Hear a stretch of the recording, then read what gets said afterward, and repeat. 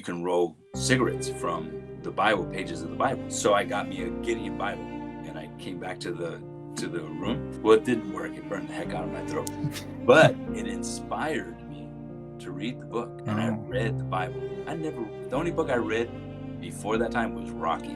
So then I read the Bible. I started reading from that. I read the whole Bible, and it took me a week to do that. I robbed the store and I got busted. So me and my cousin and 2 other friends, they weren't planning to rob it, but I had the gun, and they just wanted to go rip off a case of beer, but I wanted more. Welcome back to another episode. Today I'm joined by a former gangster who became a pastor. Gilbert shares with us today his life of crime and his family's influence with gangs. Gilbert speaks on doing drugs, robberies, fighting, and more with his gang. He ended up getting locked up and gave his life to the Lord. Gilbert has now been a pastor for over 40 plus years. Please subscribe to my channel for more interviews like this. And without further ado, let's get into Gilbert's story. All right, everyone. Thank you for watching, or thank you for joining in today for another episode. Today I'm joined by a new guest today. Gilbert, thank you for coming on the show today. How you doing, man? My pleasure. Doing great, man. Thank you. Thank you for having me. I'm honored. Yeah, well, I appreciate you taking out some time and making this work because you got a really good redemption story, man. And I love covering these kind of stories, and they have very meaningful, impactful, and powerful inspiration for people to listen to and relate to. And it's just I found your story very inspiring, man. Wow. Thank you. Thank you very much. Yeah, I think hopefully some people that may need to hear it maybe be able to relate to it as well. Yeah. As we go into it. Let's believe for that, right? Yeah, exactly, man. But what was it like for you growing up, man? Give us a little background on what it was like for you growing up and what area you grew up in. Sure. Raised up in Hawaiian Gardens. In the first part of my life, it was my mother had me when she was young. She was like 16 years old, and then my grandfather, her father, kicked her out of the house and took custody of me. And my mom couldn't really take care of me at that time. She was just too young. So being raised by him, I really learned a lot. Just how to work and have good, work ethics is where I really got it from him. And as the years went on, I didn't really know what was going on in the neighborhood. And, for me, it was like, hey, I'm in my own little kingdom there, and in my own little neighborhood. Just play with, I don't know if you know this, I don't know if they call it G.I. Joe, G.I. Joe. Yeah. Well, do they call them dolls? But they're big. I don't think Yeah, little action. Well, not even action figures, but no, they yeah. were huge. They were like, I don't know, like a regular doll, but Okay. I don't want to call it a doll. So anyways, I used to play with G.I. Joes in the backyard, and just like, just telling you a little bit about my kid life. It was just like normal. So I thought, and then once I had to go to school, started going to school, I really didn't realize what was going to be expected from where I was raised at. A lot of these guys that I know now from back when we were kids, they didn't know what they were doing as well. They were just growing up. We're just having fun. And as I started getting a little bit older, I started seeing what was going on in the neighborhood. I didn't realize that my mother was, she used to sell heroin for a living. And that was probably a lot of the reason why my grandfather kicked her out. My grandfather was a good guy. He raised up from Guadalajara, Mexico, and then he came out here, built 3 houses.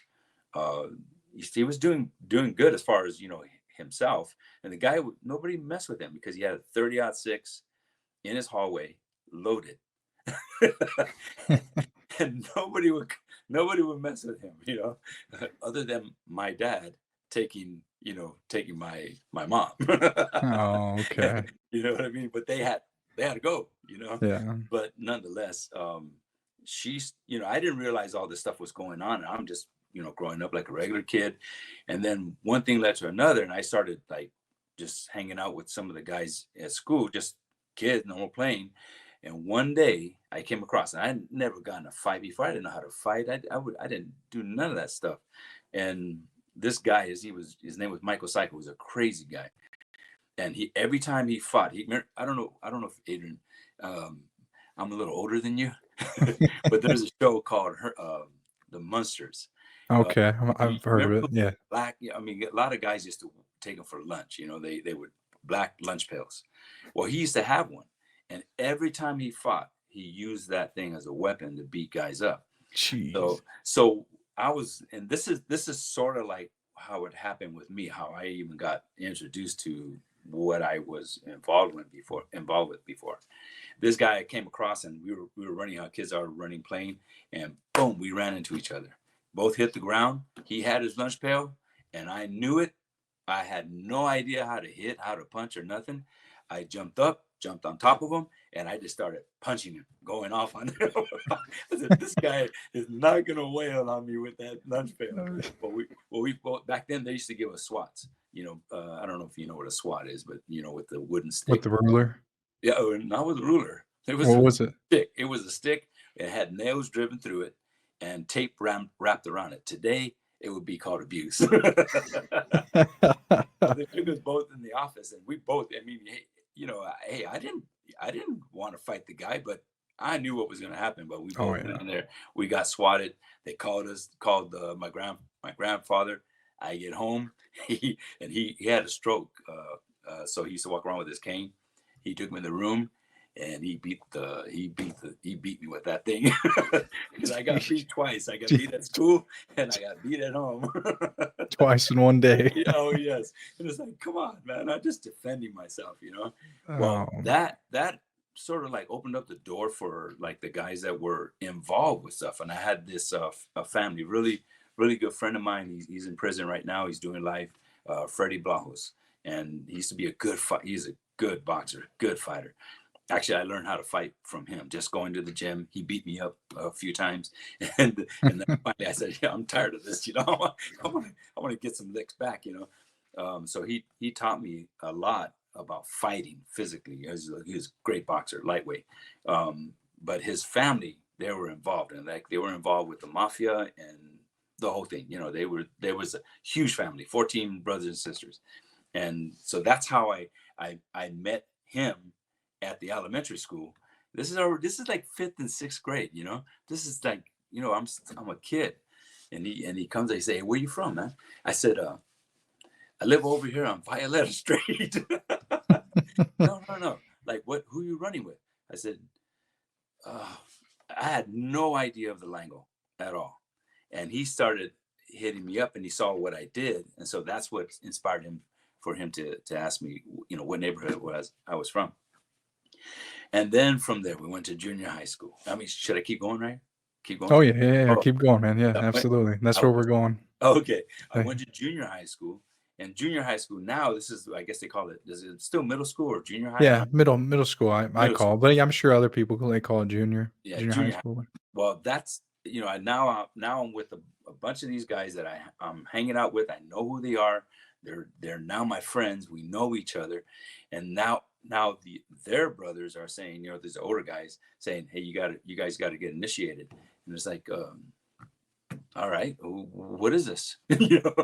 So we go to the back of the dugout in the field at this was Killingsworth in Artesia, and we go into the back of the dugout. 10 guys surround me. Says, "You ready?" I said, "Yeah, I guess so." Man, they beat me up. They beat me up pretty bad. And the main thing was to see if you had heart, to fight and not run and not cry, even though I did cry. they were they were kicking me on the ground and everything. I was like, "Okay, oh yeah, you got me." I was just covering up. But then I was initiated into the gang, and I was like, "Oh man, this is cool." And I had no idea what that entailed, and nothing really happened. We used to party. We started now from there. Like 9 years old, I was already sniffing glue and gas and cooking Pam, a bunch of chemical stuff, right? Just tripping at 9 years of age. This is a little Damn. kid, just a little kid. Where did you even did they like learn it from like their family, you think, or like where were you picking it You, up from? you know it. That's where we got it. We got it from the older guys, and we used to watch them. Oh, We used to go to this market called forgot the name of them. Not Aztecas. There was an Aztecas market, but anyways, there was a market in the Mhm. neighborhood, just a neighborhood market, and there were Yeah. guys would go into the back alley, and they would have the paper bags, and they would just start, fill it up with glue and start sniffing this stuff. And it's like, oh man, let me try it. Let me try it. So curiosity, just being curious and being adventurous and wanting to do stuff as a kid. Well, that led, those little things just led from one thing to another. So I Mhm. started getting into the, deeper stuff, acid, PCP, and stuff like that. But I did a lot of trippy stuff. I didn't shoot heroin because I just didn't like the way it looked. I didn't like the way my stepfather, it was my stepfather who raised us, and a good guy, good fighter, but just he was hooked. He was hooked, and he was hooked on it for years. Damn. And, he unfortunately passed away. Um, the good thing is that I was able to lead him to the Lord. He gave his life to the Lord, and so I know he's in heaven now. So that's the positive side. But Yeah. but the way he lived his life, it just wasn't good. It wasn't effective. But him. Well, I'm sorry, retracking now, going back to what I saw and started watching these guys getting loaded and everything else, and that just prompted curiosity, and we started from there. Didn't have any idea about a gang. All I knew, I was a part of this group of guys that were friends, and we were a part of this gang. And then we started getting loaded together. That was the main thing. We were stealing and taking money. There was a place called Pick and Save. We used to go and pick and save. and, and then from there, we just one thing led to another. It just started building up, where we started robbing stores and doing stuff that was just like crazy stuff, stupid stuff. We didn't even think about it. I robbed a store with a 38 special, only had one bullet in it. Didn't even know if it shot. I never shot it before. I never shot a gun in my life. And I go to the store, and I went to 7-Eleven when they first opened up. Put the gun in the guy's face, like, give me all your money. And the guy was so in fear. And I felt this rush, this power, like I had authority. And I thought, man, I like this feeling. I like this feeling. And I was finding myself. I know now, but back then I was trying to find who I was as a person, as a kid, as a man, trying to be a man. And even all my uncles were heroin addicts, all all involved with the gang. And then not realizing that my other uncles on my mom's side, they were a lot deeper than what these guys were. These are my uncles on my stepfather's side, they were users, but my uncles on my mom's side, they were dealers. And so they had a lot involved with a lot of stuff that was going on back then. um, Yes. So I mean, you didn't. Those were kind of like your role models, I suppose, or There's no doubt about it. They were my mentors, and yeah. I wanted to be just like them. I wanted to be respected. I wanted to be feared. Initially I got beat up those two times, and then I got another fight where these guys jumped me and beat me up. Most of the fights that I got when I was younger, I got beat up. And I didn't like it. And finally I got just fed up. It was like, because I had this fear of getting hit, I don't know if you've ever experienced that, but just getting beat up is just not a good feeling. I said, I'm tired of this. And I said, that's it. I'm fighting back. Went to high school. I went to high school because the neighborhood I was raised in is Hawaiian Gardens. And then Artesia was where we were mandated to go to high school. And Artesia and Hawaiian Gardens had this rift with each other for whatever reason. And so the first day we go there, we get in this big old huge gang fight, and not no guns, just fists, knives, chains, like the old school kind of fighting. And we had a big old gang fight, and that was the first time I ever defended myself, like really went for it. Like, okay, I'm not gonna get beat up this time, not this time. Dang. And that So all I did it. I held my mud. and so all that went down, like, even at the schools and stuff too? In high school. I mean, they had the policemen there and everything, and most of us got away. They arrested some of us, but we got out of that, and I never went back there again because it was in a rivalry area. It's like, Mhm. yeah, we never went back. I never went back to that high school again. Well, the gang that you you were with. I mean, are you able to expand a little bit on like who they were or like what it was, like a little history on them? Yeah, Hawaiian Gardens, they had, they had the, I guess, the different levels, locals, chicos, peewees, and it's pretty much, I think it's the same. I'm not sure if it's the same across the board with the different gangs. That was like on the street level, and part of that lifestyle was more so like, hey, I feel like I'm defending my neighborhood. This is where I'm from, and no one else is allowed here. It's as if we own the city. We walk the streets and man the streets, and anytime something came down, there was a few times that we had some pretty big fights there in the neighborhood, that of people that came to the neighborhood. We didn't even know how they how they even got there, but we ended up fighting this big old bikers and all kinds of stuff, man. These guys are huge. Like, I'm only 5'9", and these guys are like 6'5", huge brick walls. They look like we're just crazy kids. But as far as the gang was concerned, that was that level. But then on the side of my mother, now that was a whole different thing. Now we're getting a little bit deeper, and fortunately, I was arrested before I was actually able to get involved with that side of it, of the business side, and unfortunately, that was what my mother was doing. My mother had a lot of clout, a lot of backup. My uncles, nobody messed with my mother. My uncles watched over her big time, and they all came from that lifestyle. This the I guess it would be Mexican mafia. I'm not quite sure the details on that. But my mother told me, hey, you need to watch what you say about all this stuff. And I said, oh yeah, yeah, you're right. You're right. I shouldn't be talking about this. And it's not, I don't like, for me, as is that's not who I am. I'm not that today. Mhm. Back then, that was something that you know, was what we did at the time. And my testimony today is who I am today. But what I've been through, I'm so grateful that God had his hand on me, because I could have been at a far better place. I ended up doing time in youth authority. Youth authority is not even open anymore. Fred Sinellis, youth authority in Whittier.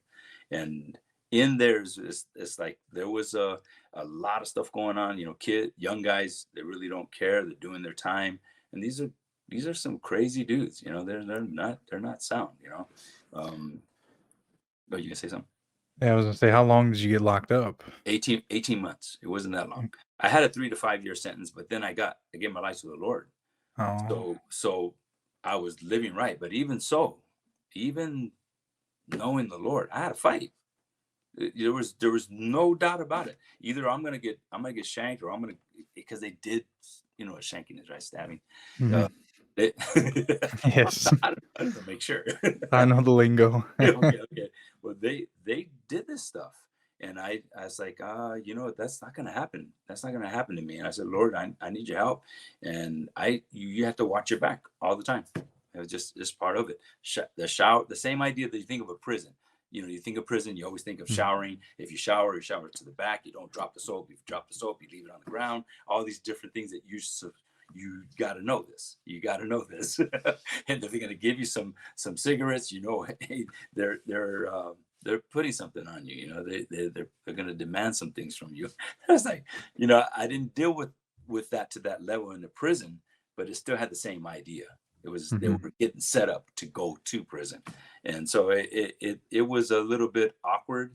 It was hard, but I still did it, and I gave my life to the Lord when I was in Wayside Juvenile Hall, and now Wayside doesn't even have a juvenile hall anymore. It's all adults now, but back then they had a juvenile hall there, and that's where I met the Lord, and that's who changed me.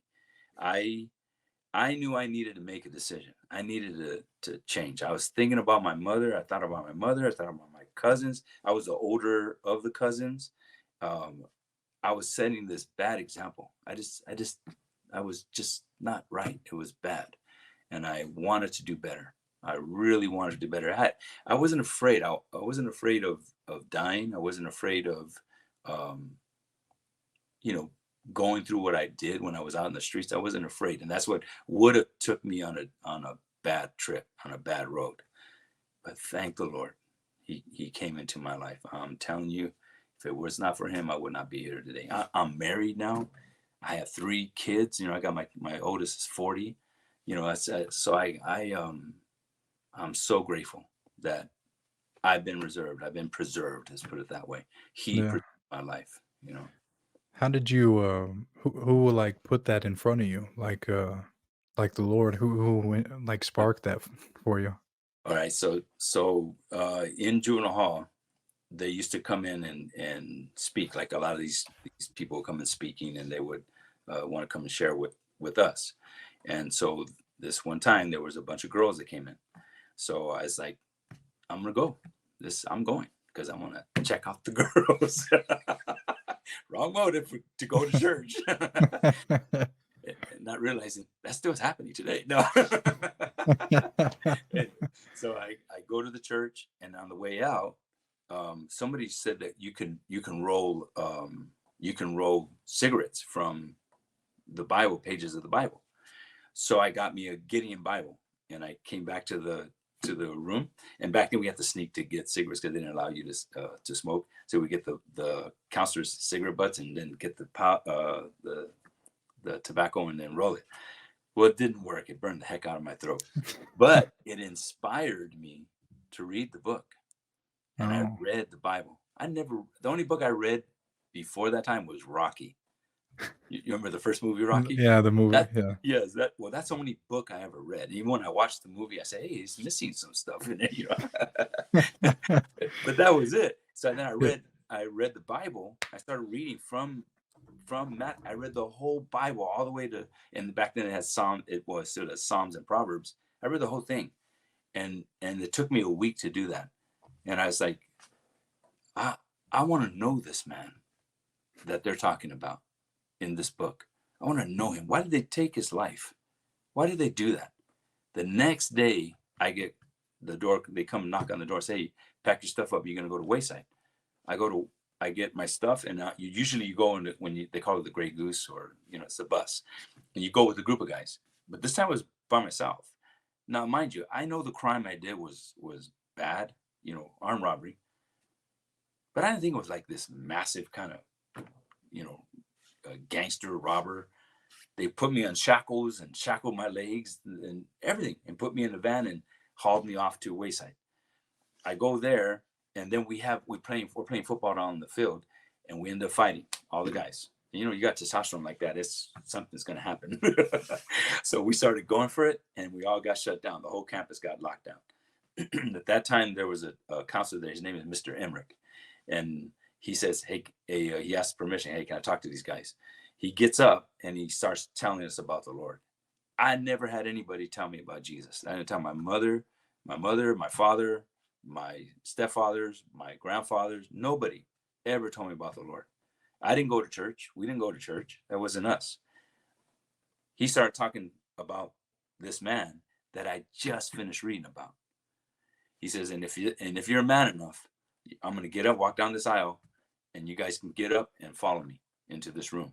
About 15 of us got up. We were all in that room. We were all bawling, crying, saying, we want Jesus in our lives, man. And it was like the presence of God just came in. I never felt that before in my life. It was like warmth just came in me. And I've never felt that kind of love before. It was, I still remember it. This is over 1977. 1977. Wow. Over 40 years ago. Yeah. And I still remember it like it happened yesterday. And what an impact it had in my life. I think that because there's a lot of guys that hear that they give their lives to the Lord, they don't feel nothing. I did. And I needed to feel something. I needed something different. I needed something to change because I was used to trippy drugs, you know, like I said, acid, PCP, cannabinol, all this stuff. I don't know what it's called today, but yeah, I took all that stuff, and it was tripping me out, and I lived for the trip. I wanted to feel that, and when I gave my life to the Lord, it's like all of that just left me. All that desire, I didn't have to kick nothing. I mean, I was locked up, so we weren't like getting the stuff in there, but I didn't have to kick none of that. I just like, you know what, Lord, I want you. I want you in my life, and that's where I met the Lord. And I called that man back, that counselor.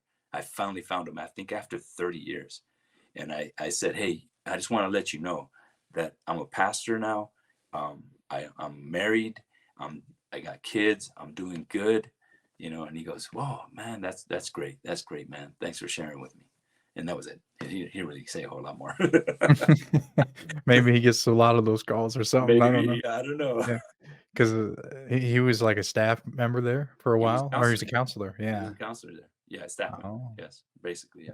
yeah. Well, that's really incredible, though. I mean, Yeah, that you were able to do that even in a yeah. dark place like that, It and was. having Yeah, at your lowest point, right? I mean, that it was was. Yeah.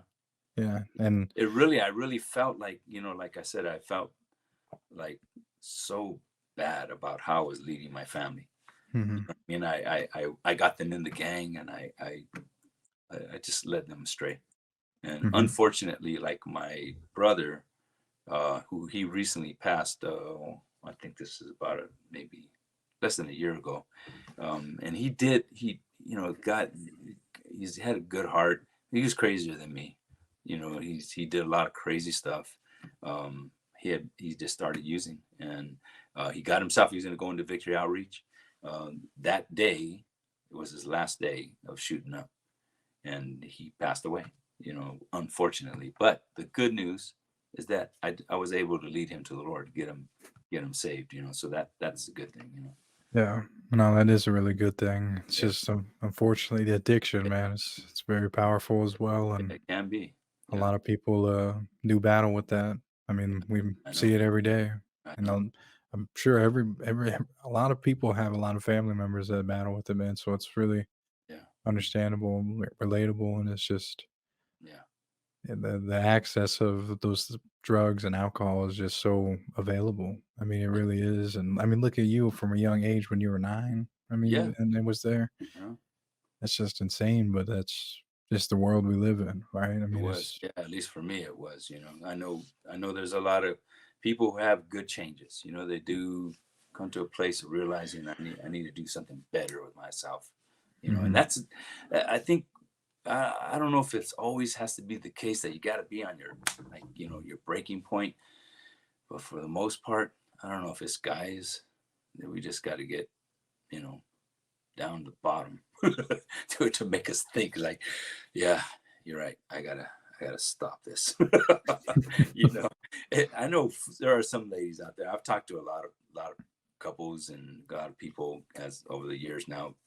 I've been a pastor now for 40 years, yeah, so um, talking to a lot of people and wanting to help them as much as you can. The thing about it is like you're not God. I'm no, not God. no, I can't change your life. no, I can do is give you some guidance and let you know he does love you in spite of you, in spite of what you may feel about yourself. He loves you no matter what, and you can change, and it just makes a decision. All you have to do is make a decision and start somewhere. You don't have to be perfect because you're not gonna be. yeah, exactly. Just No, start somewhere. yeah. Yeah, so, I mean, after you had that encounter and that, I mean, did you come to that a point to where you accepted obviously you did, you Yeah, accepted Jesus, and yeah. was that in that same in lockup? yeah, in Wayside on Rancho, and then from there, because that was about 3 months into the time. And here's the thing, I robbed the store. I robbed the store and I got busted. So me and my cousin, it was my cousin and two other friends, and we had a VW bug. So we went across over in Hawaiian Gardens. There's like this bridge you go across to, and you end up being in Cypress or Cerritos, one of those cities there, and that's where the store was, 7-Eleven. So we go in. They weren't planning to rob it, but I had the gun, and they just wanted to go rip off take a case of beer, but I wanted more.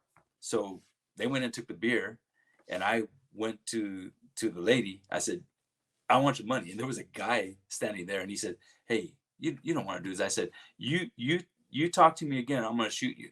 I said, get down on the ground. He said, okay. Then the lady, she's there. And I said, all right, now I take all the money. She puts it in the bag. And I start to go out, and I'm looking back to make sure she's not going to get up. And I said, you stay down. She got up. So because she got up, I shot at her. She dropped. And I remember I wasn't shooting to kill her, trying to kill her. I was just shooting to scare her. But nonetheless, somebody's shooting at you. You don't know where it's going to go. Well, that lady, I'm sitting inside of the court. And now, before I was like straight out lying. And can a human believe their lie to the degree that they can overcome the liar detector test? Oh yeah. Yes, I did. They put that liar detector test on me, and I didn't know the Lord at the time. And I straight out lied all the way through it. I knew what they were doing, kept my emotions under control, and that meter barely even moved. Then I give my life to the Lord while I'm in there doing time. And then I said, I can't lie no more. And I told the DA, I did the crime. I did it. He goes, so you want to plead guilty? I said, yes, I do. So I went to in front of the court. Now the first setting was, okay, we're going to see how long you're going to take to, how much time we're going to give you. We come back the second time. I stand up, and the DA says, he wants to plead guilty for this. And the lady was there, the lady that I robbed. Well, then I stood up. I said, Your Honor, I want to plead guilty for the crime of what I did. And then the judge hit that gavel. He says, okay, bang, 3 to 5 years. And the lady was standing over, and I looked over at her, and I said, I want to say that I'm sorry for what I did. It was wrong, and I want you to forgive me. She broke down, started crying. I was like, but you don't know. I never met her after that, but you just never know what impact you can have in someone's life by doing something that's just so simple. My father never involved with my life. I didn't know him. I couldn't call him dad. He called me one day after. Now I'm already doing good and living right and living for the Lord. And he called me. He says, "Hey, I want to let you know that I'm sorry for not being there for you." And I said, okay. He goes, I never was a dad to you, and I just want you to forgive me for that. I said, you know what? I never held anything against you. I never knew you enough to even call you dad. So I never held any kind of feelings, any kind of awkward thing about you not being there. But if this is what you need, I forgive you. And he gave his life to Jesus at that point. And that freed him from that. He's with the Lord now. Fortunately, I'm so blessed. I have sisters from another mom. Because he was anyways, yeah. I have a sister from another mom. Good family. But they hit me up every now and then, and we touch bases via Facebook, and we can touch bases with a lot of people on Facebook. Oh yeah. But I'm so blessed that I had that opportunity. I led my mother when she was in Civil Brand or CIW out there in Chino. I led her to the Lord, got her saved, and she got out. When she got out, she lived right. She didn't go back to Stanley. Yeah, she got arrested. My stepfather got arrested. He did 9 years in CRC, and then my mother finally got caught. We were running for a while, like jumping from city to city, going up to Big Bear and hiding out because they were after us big time. Right. Yeah. We were at the time it was sort of exciting, because these narcotic agents just throw raids on our house. And me and my brother used to hold the door so that they couldn't break it down. And then we did it the one time. It was the last time we were holding the door, and they were bang, bang, hitting the door. And I said, hey, let it go. We moved up, wham, they went down the ground. And they were so mad. They picked us up. Come here, you little. They used some choice words. Dang, man. No, I mean that's just I mean pretty cool all the things that you got to do after you gave your life to the Lord. I mean Oh yeah. like especially with your mom and your dad Yes. and your brother. I Yeah. mean just so many people, man, And followed. and my What's sister that? And and your my sister. well, yeah.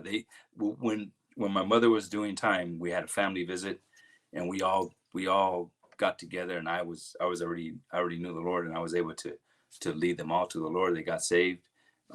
Still I'm still praying for them. Believing Mhm. that they'll live good. Better Yeah. better from where they are right now. So but at least I know they know the Lord, and that's what's important to me.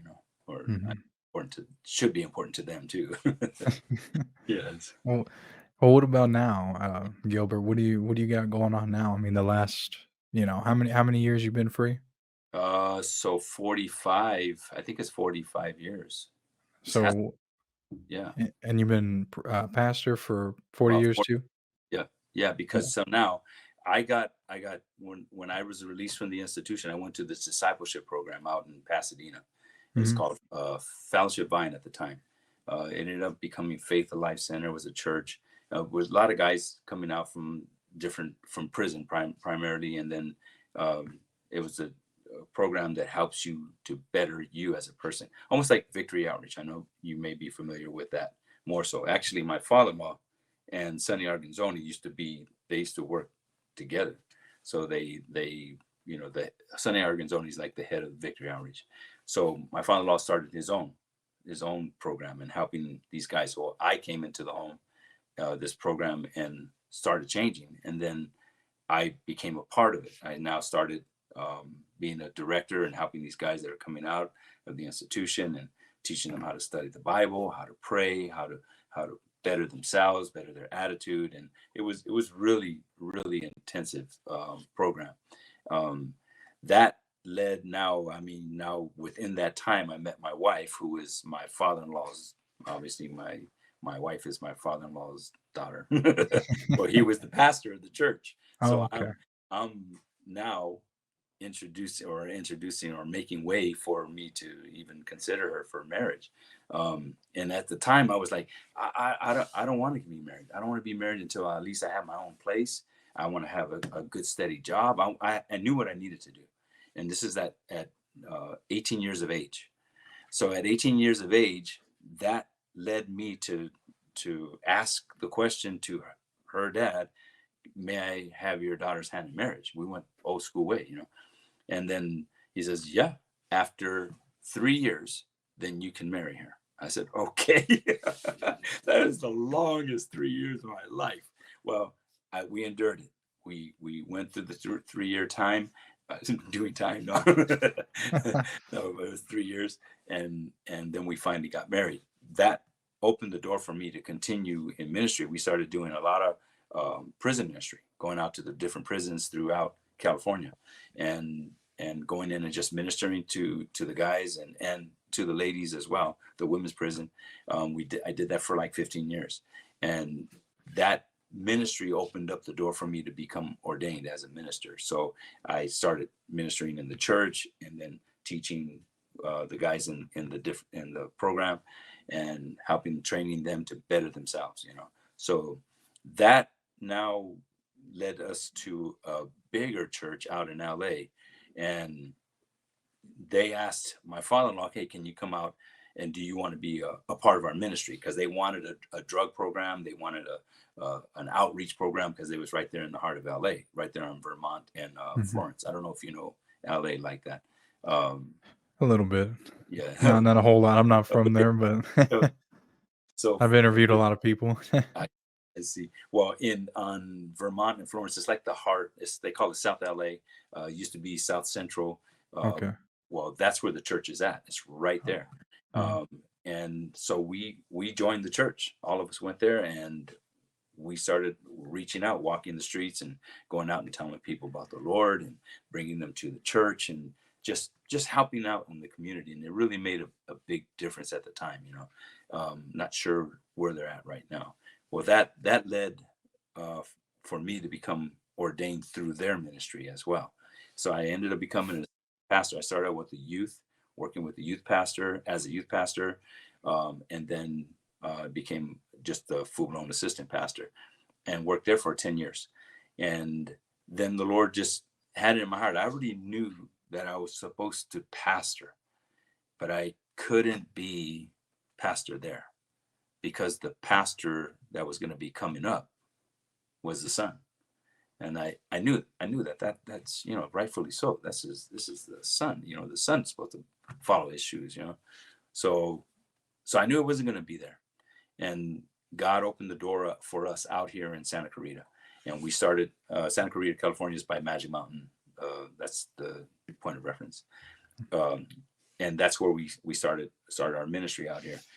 Now being married for 40 years, been married for 40 years, I have my three kids. I have a 40-year-old, 37, and a 30. Yeah. I think I got the dates right. Years right. Yeah. And they're all doing wonderful. Yeah, they've never been exposed to any of the stuff that they only know the stories, which is that's all they need. They don't need to know it. They barely even need to know that. But they're all doing great. I mean, today, right now I'm still pastoring. I also do side work. I do like handyman construction kind of work. I also help out at the church. There's a church that we have our services at, Grace Baptist Church, and I help out working there part-time as well. So we're in a good place. God has taken care of us. Yeah, I mean, really, look at all the things you did I after know.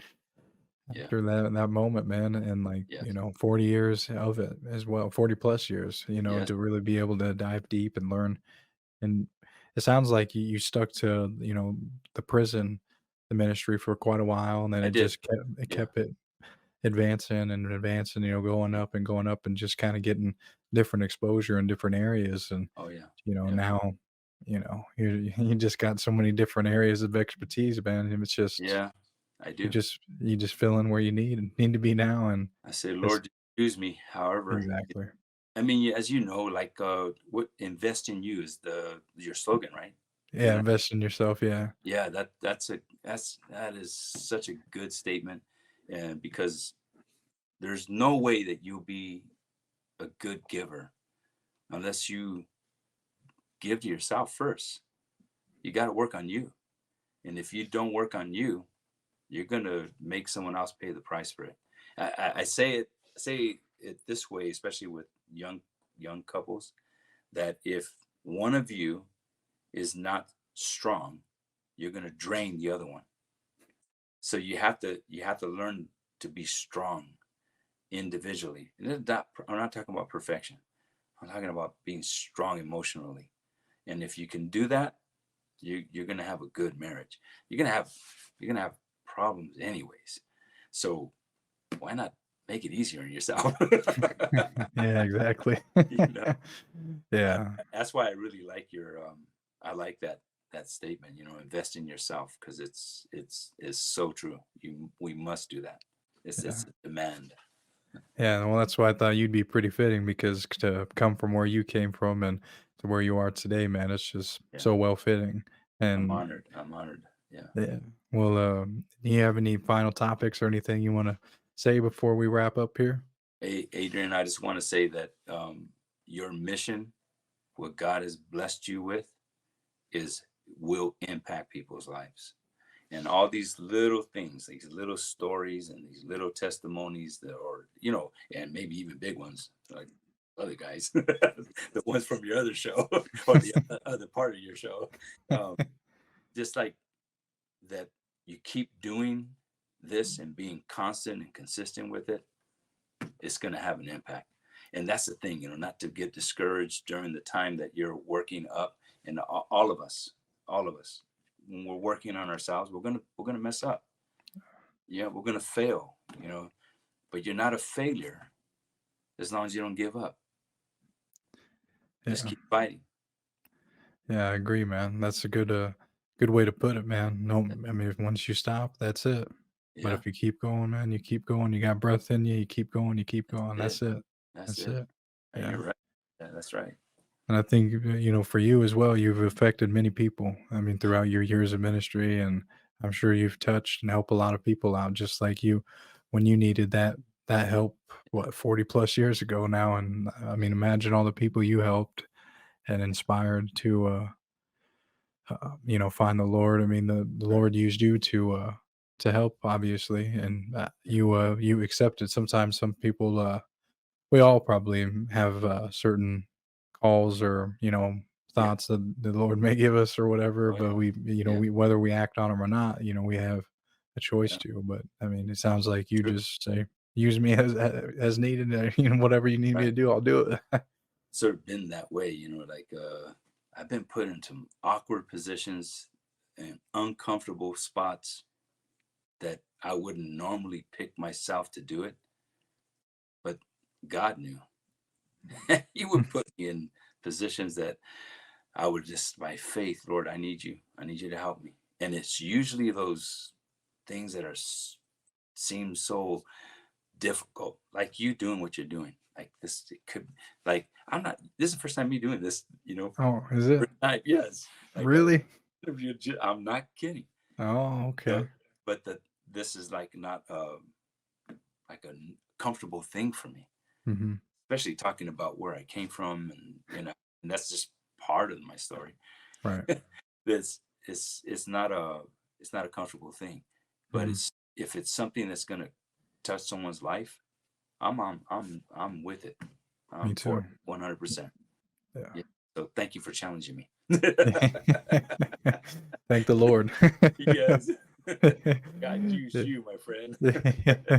Yeah. Well, thank you, Gilbert, for coming on, and thank you, everyone, for watching. Gilbert has done so much with his life over the last 40 plus years after giving his life to the Lord. His life as a gang member was just a small part of his story. Yes, it was something he was a part of in the past, but he has been helping so many people over the last 40 plus years. So the main takeaway from his story is that you're never too far gone from the Lord. Please comment any key takeaways that you got from this podcast. Please share this podcast with anyone that you think needs to hear it, or just share this with anyone that loves a great redemption story. Hit the like button if you enjoyed today's podcast. Hit the notification button if you want to get notified when the next podcast drops.